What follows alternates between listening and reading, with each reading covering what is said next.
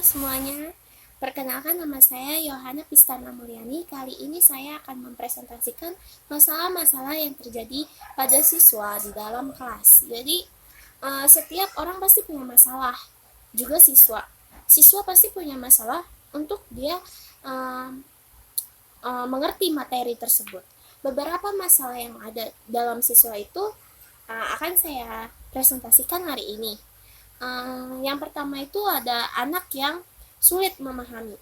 Di sini anak yang sulit memahami itu juga menjadi masalah karena ketika siswa itu sulit memahami, maka uh, apa yang disampaikan gurunya itu akan sulit dia cerna di otaknya.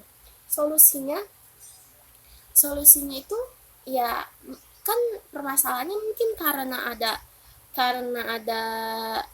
masalah, misalkan ada masalah pribadinya atau ada masalah di dalam kelas atau apa. Solusinya kita ajak anak itu untuk berbicara apa sih masalah dia hingga dia sulit untuk memahami. Contoh, kalau masalahnya karena keadaan kelas yang kurang kondusif, maka kita harus membuat kelas itu menjadi kondusif. Dan kita harus memberikan perhatian kepada siswa tersebut supaya dia lebih memahami lagi. Terus yang kedua ada anak yang nakal. Anak yang nakal ini juga berpengaruh. Kenapa? Karena pada saat siswa itu nakal, kadang-kadang ada siswa nakal yang ngegangguin temennya pas gurunya itu lagi menjelaskan. Nah, di sini juga ini jadi masalah karena ketika siswa itu menggangguin temennya, bukan cuma dia doang yang nggak ngerti, tapi teman-temannya juga nggak ngerti gitu. Nah, solusinya di sini ya siswa ini diberikan nasihat, dicari tahu masalahnya apa. Itu yang pertama, dicari tahu dulu masalahnya apa, kenapa sih siswa ini nakal.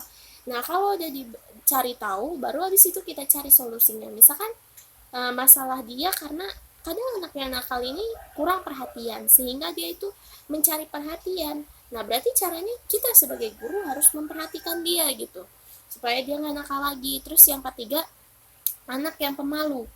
Anak yang pemalu juga ini akan menjadi masalah karena buat dirinya sendiri gitu.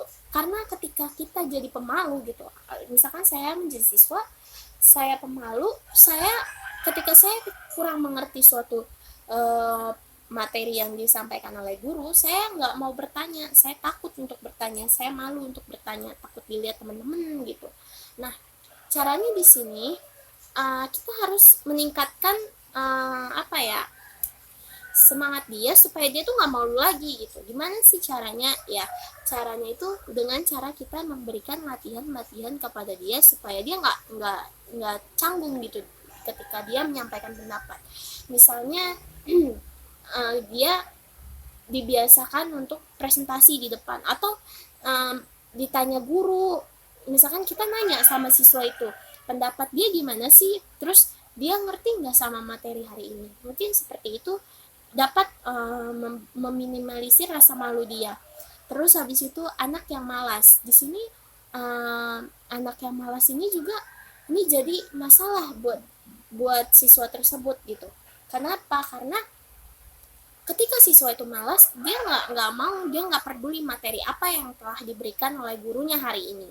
Jadi solusinya untuk anak yang malas ini adalah meningkatkan motivasi dia dalam belajar. Misalkan kita yang harus menjadi semangat supaya dia juga semangat juga dalam dalam mencerna materi yang kita sampaikan.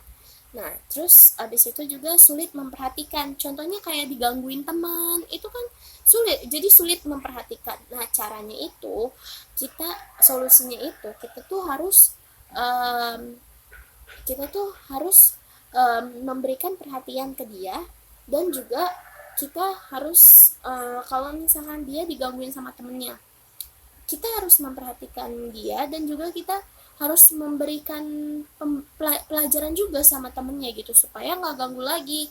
Misalnya kayak kita menegur temennya atau dan lain sebagainya lah ya, atau gimana gitu. Terus habis itu daya ingat lemah. Ini juga menjadi masalah, daya ingat lemah. Jadi caranya supaya meningkatkan daya ingat yang lemah ini adalah mengulas kembali materi yang telah diberikan oleh guru tersebut. Caranya gini mungkin, misalkan saya adalah seorang siswa, saya memiliki daya ingat yang lemah. Saya itu, guru saya berarti harus memberikan materi lagi kepada saya.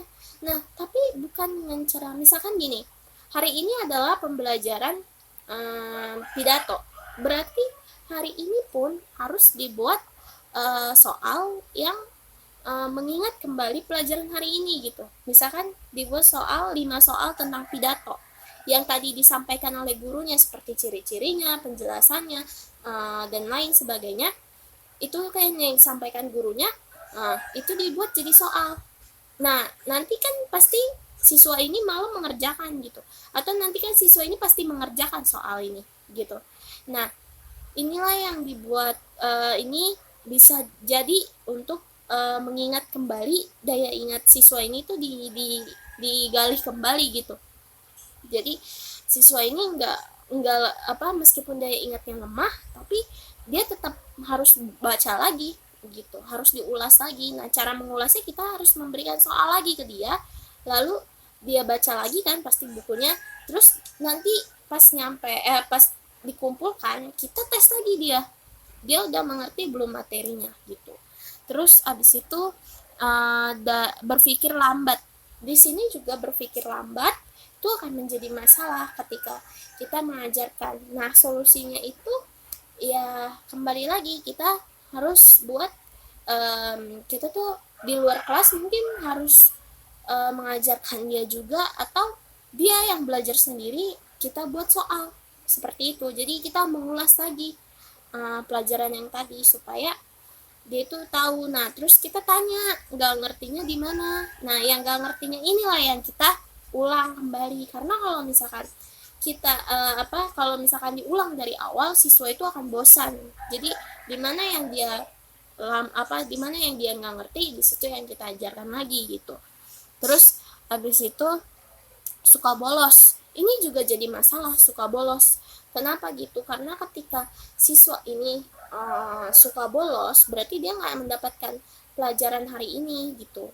Pelajaran yang dia bolosin dia nggak dapat materinya di sini. Berarti dia nggak bisa mencerna apapun. Nah, caranya itu kita panggil dia, terus kita cari tahu kenapa dia bolos, terus apa masalahnya, dan kita cari jalan keluarnya. Misalkan dengan menghukum dia itu bisa membuat dia kapok, ya mungkin itu yang kita lakukan gitu. Dan juga kita menasehati dia gitu bahwa bolos itu bla bla bla gitu. Terus anak yang minder. Jadi ketika anak itu minder itu juga menjadi masalah buat siswa itu mengerti gitu. Dia jadi ya sama seperti pemalu gitu. Dia jadi malas bertanya, dia jadi dia jadi kayak minder gitu loh. Nah, mungkin ini dipengaruhi dari teman-temannya yang jarang untuk berteman sama dia. Nah, atau dianya sendiri yang nggak mau temenan sama temennya gitu. Nah, caranya itu kita sering-sering menyatukan dia dan teman-temannya. Misalkan dengan cara membuat kelompok atau membuat diskusi yang bisa buat dia bersatu sama temen-temennya gitu. Dia mengenal temen-temennya gitu. Terus habis itu anak yang suka tidur di kelas, ini juga jadi masalah, karena ketika kita menyampaikan materi, anak itu tidur nggak akan ngerti dong caranya. Ya kembali lagi ke gurunya. Bisa jadi ada gurunya yang ketika anak itu tidur disiram pakai air, ada yang cuman digebar-gebar gitu biar dia tuh kaget dan bangun gitu. Ada juga yang mejanya cuma digini-giniin, ya gimana gurunya, kembali lagi ke guru tersebut. Terus karena anak yang sering tidur di kelas itu mungkin dia waktu tidurnya itu sedikit, atau dia itu semalam habis begadang terus dia nggak tidur, habis itu dia berangkat ke sekolah, mungkin seperti itu gitu. Jadi itu balik lagi ke gurunya. Terus masalah gangguan emosional itu seperti hyperaktif dan lain sebagainya. itu akan dijelaskan oleh teman saya. Terima kasih.